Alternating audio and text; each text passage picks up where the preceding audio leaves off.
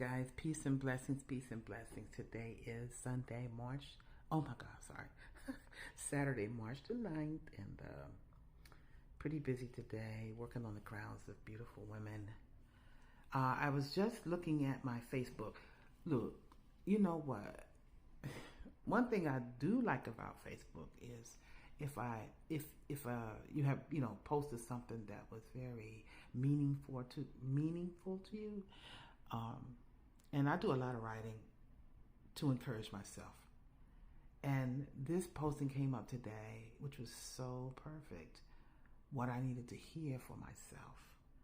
And what it was is this. You see this picture either above or side or below. That's me when I was 20 and me 60 plus. And often I have looked at pictures in the past. There's one particular one that I want to find.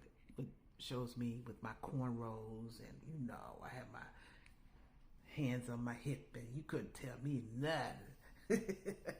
And I worked in a corporate company at once during that time, and I dared them to say anything about me and my cornrows.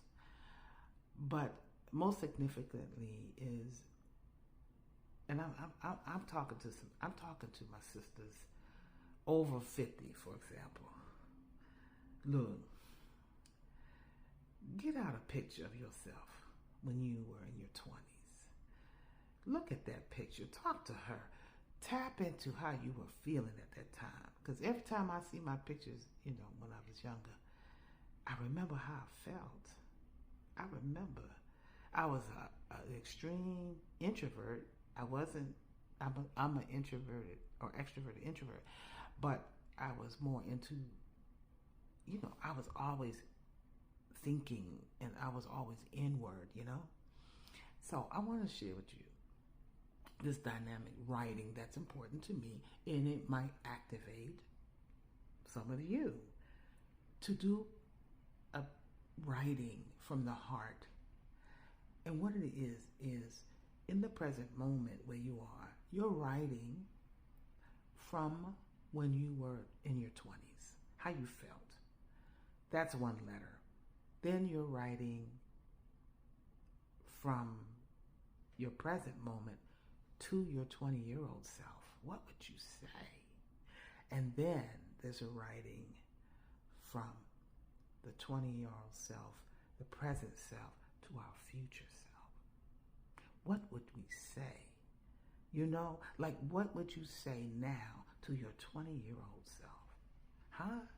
All the stuff you've been through, ups and downs, lessons and blessings. I mean, man. And have you listened to and reflected back on how you felt when you were in your younger years? And allowing yourself to be heard. Maybe you never even told. Had that meditative dialogue. And then, what would both of them, which is all a part of me, what would both of me say to my future self? So I'm taking you through this dialogue. Check it out. Guys, here is my life empowerment message to myself from my past self, present self, and future. So this is a message from my past self in my 20s. I wasn't sure of myself. I did feel my power, but I didn't trust myself. My emotions were strong, but I was uncertain about the visions given. However, I recognized my creative spirit and felt if I get excited about a thing, I can do it well with excellence. I needed to feel loved for the uniqueness of what I was. A message from my present self to my 20-year-old self. Oh, beloved sweet girl, Give yourself permission to fly with your dreams. Do not be concerned being rejected or of others' feelings and behaviors towards you, not accepting you. Remember who you are. Remember, you are the gift, just as every soul is. Listen more often, and those writings continue to express what you hear. Embrace your creativity, for it is your healing portal. The energy that flows through you is a lifeline between the earthly and spiritual plane. Strengthen your connection to your higher self, catapulting you to higher possibilities of living. And don't be afraid to love hard. And then finally, my letter closes out with a message from my present self, my 20-year-old self, to my future self. And at this reading, I am of the beautiful season of 65, and I don't feel like that age in spirit. But here's a message again from present and past self to future. We have paved the way, Empress, so carry us to the precipice. Meet us at the highest point before we all cross the veil. We are your companions through the previous experiences in this life, all the good and the bad, both of which proved necessary to carve out a foundation for you to stand on. You have the gift of empowering others through what you speak and wrote. Even as a divine listener, you help others learn to do the same for themselves. This is your assignment as a divine fire starter.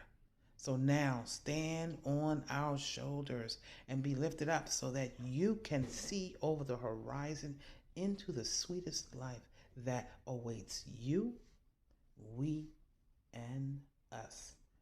Let's go. Oh my God, oh my God. You know, I think I'm going to post this picture. I'm going to actually print that letter out and put it in my vision. I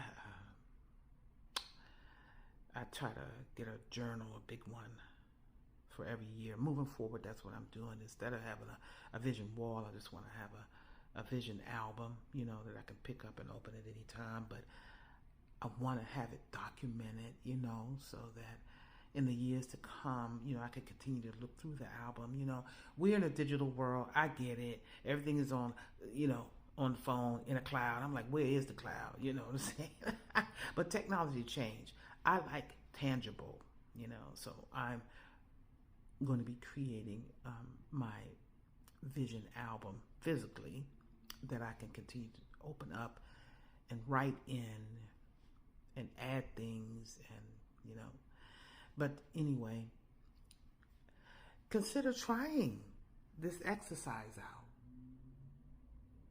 Those of you that are inspired to do so, get a picture of yourself in your younger years, preferably 20s. Write a letter that encompasses what you were feeling then. Write a letter speaking to that then from now, and a letter, the same letter, giving the energy for your future.